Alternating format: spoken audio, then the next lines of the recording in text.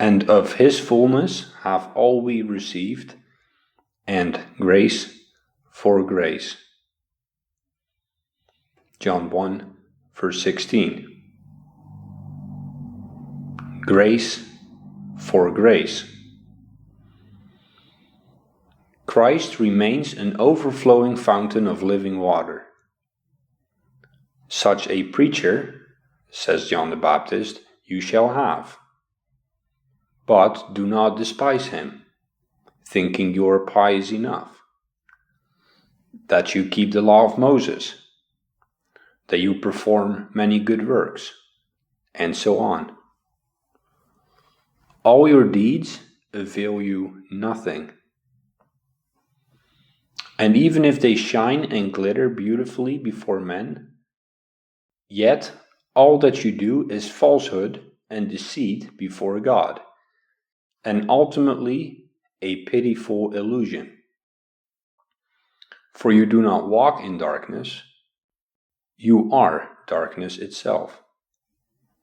You are subject to sin and death. Your condition is no different from all other people on this earth, who also do not draw and drink from the fullness of Christ. Do you truly wish to be devout, pure, righteous, and blessed? Then you must receive it from him whom God the Father has sealed, which means confirmed, appointed. See John 6:27. Christ is that rich, inexhaustible fountain and fullness from which the patriarchs and the prophets and all the saints, and I myself, John, have drawn, and from which we ever draw without ceasing. All of us, without a single exception, come with empty bottles and fill them from his fountain and fullness. No one should be afraid or faint-hearted and think to themselves, how can this be? I am unworthy. I do not belong among the saints. I am a heathen, therefore I must despair. Then John says, hear what I say to you in God's name. The heathen, by pure mercy, have just as much right to draw from his fullness as the Jews who were the seed of Abraham. All, both Jews and Gentiles, if they would come to grace, must drink from this fountain. Here they must fill their empty bottle, where it always flows and overflows. They must drink deeply from this spring of living water, which springs up into everlasting life. His fullness has no end or measure. Therefore, pour freely and drink with joy and gladness. For here is abundance and sufficiency unto everlasting life, wherewith the praising and thanksgiving of God your thirst shall be quenched forever.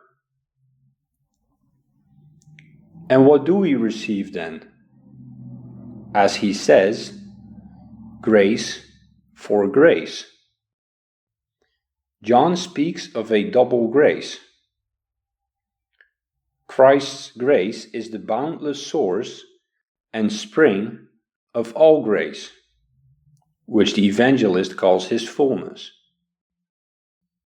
Then there is our grace, whereby we are accepted before God, the grace which we draw from him, and which he distributes among us and grants to us for the sake of his grace. Thus, John draws us away from trusting and boasting in our own works and merits. In this way, he leads us to the grace of Christ and the love of God. Indeed, John does this throughout his entire gospel and in all his letters. It is as if he were saying, what does God regard in you? What moves him to be so favorably disposed toward you and to deliver you from sin? Does he do this because of your sacrifices, your circumcision, your religious duties in the temple? No. Still less because of my, Luther, being in monasteries, by which I shamefully spent 15 years of my life, and by which I so dreadfully crucified Christ, my dear Lord, through my blasphemous masses. In this way I ruined the best years of my life to my own great loss and that of others. For since we lacked grace and truth, there was nothing good in us. All we did was but a show and an abomination before God. Therefore, God regards something else. He desires to be gracious and merciful to us, only for the sake of this fullness and unspeakable grace of his only begotten Son, Jesus Christ.